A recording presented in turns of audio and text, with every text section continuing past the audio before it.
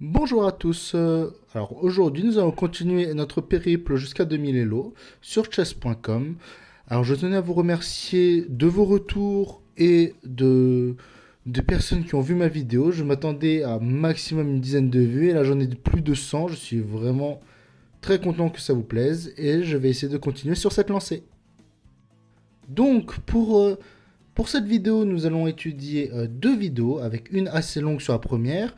Donc on voit que sur notre premier match, l'adversaire réalise une vraie ouverture avec E4, E5, cavalier F3, cavalier C6, D4, cavalier prend D4, cavalier prend D4, dame prend D4. Donc c'est la partie écossaise. Donc on voit que, comme ce que je vais vous expliquer, cette ouverture permet vraiment de mettre une pression sur le centre. Je vous avais dit que sortir la dame n'était pas idéal dans l'ouverture, mais là, cette ouverture permet d'avoir la dame au milieu de l'échiquier, qui permet quand même de contrôler assez de choses sans être réellement attaqué. Donc on peut voir aussi que je joue mon cavalier. Je joue mon cavalier et lui pousse ses pions. Il essaye vraiment de prendre complètement le centre et surtout les cases EK, E5 et D5. Donc potentiellement le coup C4 était un peu faible puisque il vaut mieux mettre son fou pour contrôler la case C5 et pour attaquer sur F7 qui est quand même un pion faible. Mais on comprend l'idée de contrôler les cases du centre. Là, elles sont tout contrôlées. Et comme on peut remarquer dans cette situation, je n'ai pas beaucoup d'endroits où mettre mes pièces. Donc il faut vraiment que je dégage, d'où mon coup B6 pour contrôler la colonne, la diagonale blanche. Et là on voit qu'il pousse le pion, il y a des échanges de dames. Alors je fais ces échanges pour libérer le centre, puisqu'il faut que je reprenne le contrôle. Il faut que je puisse jouer. Et là on voit que il pousse plutôt ses pions. Alors pas au hasard, il essaye de gagner des pions, mais on voit que pour gagner des pions, il sacrifie toujours des pions. Donc là, au niveau matériel, nous sommes sur une égalité, mais on peut voir que son fou est quand même assez développé, son fou blanc peut se développer rapidement, il y a juste son cavalier qui n'est pas développé, mais comme mon fou qui est en C8, qui vient de se développer, mais qui permet d'attaquer en G2 et quand même d'avoir du contre-jeu. Et à partir de ce moment-là, donc, on va commencer à développer ces pièces. Que ce soit l'adversaire ou moi. Moi, je développe ma tour qui était en 8 grâce au gros roc, dont il fait la même chose. Par contre, ça me permet de gagner un pion au niveau de G2. Pion qui était quand même assez faible. Je ne sais pas s'il valait mieux le prendre ou pas, puisque son fou n'était pas développé. Et mon fou contrôlait quand même une bonne diagonale. J'aurais peut-être dû le garder. Là est peut-être ma première erreur. Et on va voir que durant cette partie, j'ai réalisé plusieurs erreurs quand même. Je ne sais pas si c'était par excès de confiance, ce qui est possible. Même si là, on voit que chacun de mes coups, j'essaie quand même de réfléchir et de voir la situation, voir ce qu'il y a de mieux. Mais vu que j'affrontais un 250 Elo, je pense que j'avais un excès de confiance qui ne m'a pas fait réfléchir sur les premiers coups et qui me retrouve dans une situation quand même assez compliquée. Donc là, on peut voir que j'essaye quand même de bloquer la colonne F puisque je n'ai vraiment pas envie qu'il mette sa tour en F7. Puisque tour F7 permet d'avoir un contrôle sur la septième colonne qui est extrêmement important pour les tours. Et ça permet aussi de bloquer et aussi de ne pas avoir des coups comme tour G7 ou son fou s'infiltre avec ce blocage. Donc on voit qu'il attaque mon pion isolé, ce qui est une très bonne idée, puisque lorsqu'il y a des pions isolés, vaut mieux mettre la pression dessus pour les prendre, puisque ces pions sont toujours assez faibles. Donc là, moi, ma coup de tour permet de faire partir le fou.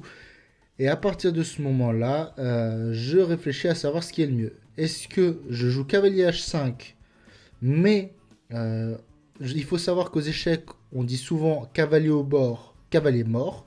Donc il faut le plus souvent éviter de mettre son cavalier au bord. Donc dans cette situation, je réfléchis à des coups comme fou D6, comme cavalier D7 pour revenir en C5, pour essayer quand même de contrôler toujours le centre. et aussi enlever le cavalier pour défendre mon pion E6 avec ma tour en G6.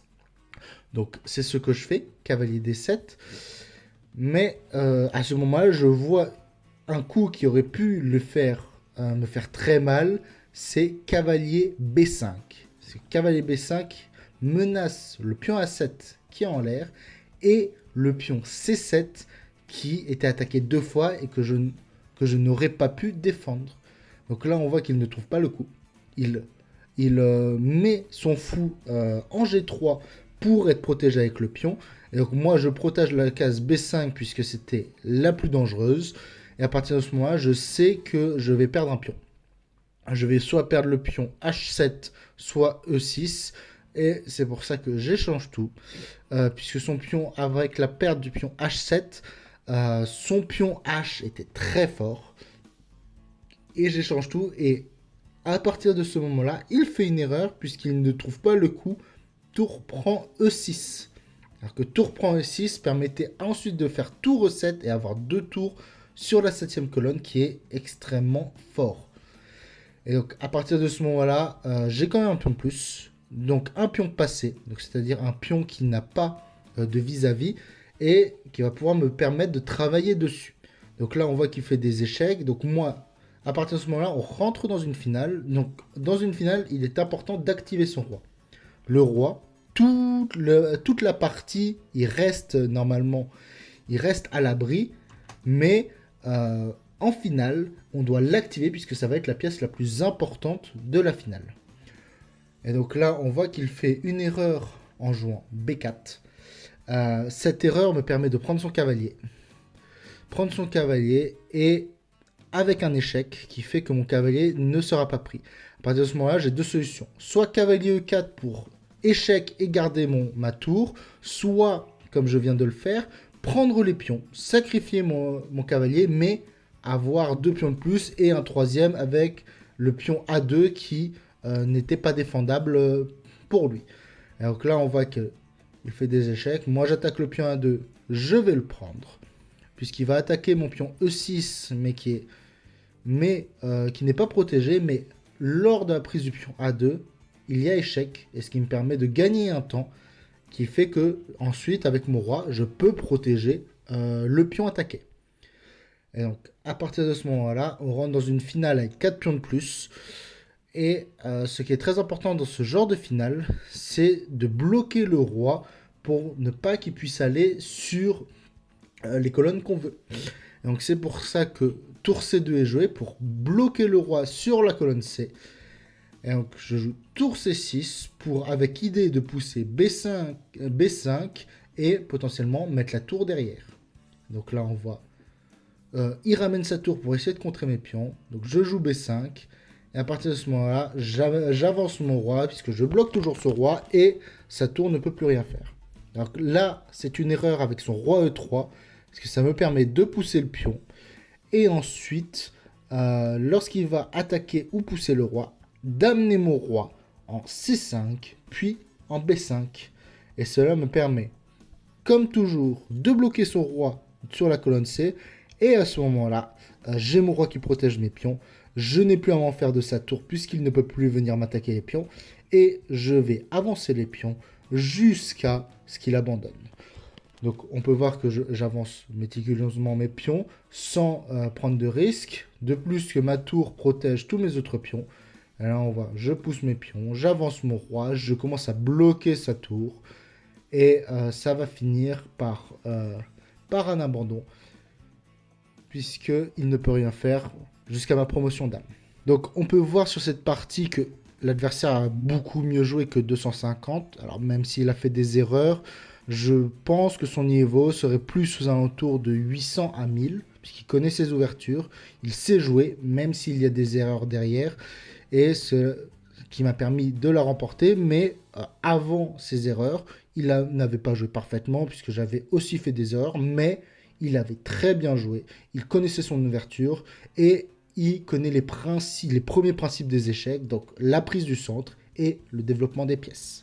Alors, pour cette deuxième partie, donc ça va être une partie totalement différente. Donc, dès l'ouverture, on voit que F6, ce n'est pas jouable. F6 crée une faiblesse sur la diagonale que je prends avec le fou, donc il me donne même un pion, et crée une faiblesse avec des coups comme Dame H5 qui peuvent faire rentrer la dame après des sacrifices du cavalier sur E5.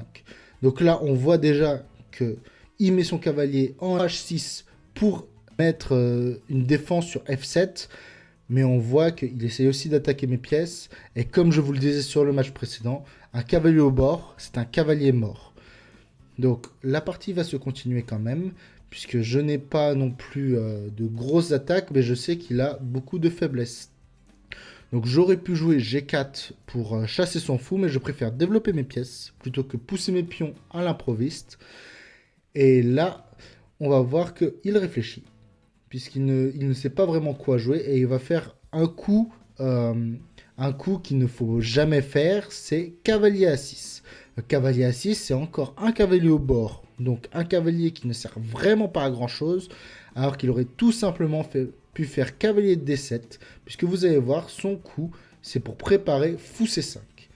Alors, que ce soit cavalier D7 ou cavalier A6, fou D5 aurait pu être joué, puisque le cavalier protège à chaque fois ses cases. Donc ça ne sert pas à grand chose de mettre son cavalier au bord, et ça l'éloigne de l'action, alors qu'un cavalier doit être au cœur de l'action. Donc moi, je me protège, je rock, je sais que s'il prend mon fou, ça m'ouvre la colonne F7. Donc on voit que mon fou a toujours énormément de pression qui fait qu'il ne peut pas rocker. Et à partir de ce moment-là, je vois il ramène son cavalier au centre quand même. Donc j'échange mon fou puisque je n'avais pas de bonne case pour mon fou. Mais ça me permet de ramener ma dame en H4 avec un H4 en le menaçant, que ce soit son fou ou bien ensuite en poussant les pions. Et là, on voit qu'il fait une erreur en faisant G6 qui enferme son fou. Et donc à partir de ce moment-là, G4 permet de gagner une pièce.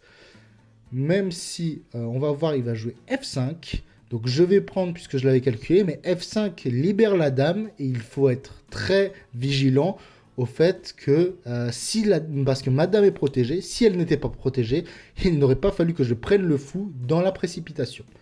Donc là, on voit qu'on commence une variante d'échange et à nouveau, il prend avec sa tour alors que mon cavalier défend. Et on voit que j'ai plus de pièces, il échange, ce qu'il ne faut surtout pas faire quand on a des pièces en moins, et il abandonne rapidement puisqu'il ne voit pas comment il peut gagner, surtout lorsque j'ai une tour et un cavalier de plus. Donc voici la fin de cette vidéo. Donc on a quand même pu voir un match intéressant sur la première partie. On a pu même aller jusqu'en finale, même si la finale était un peu...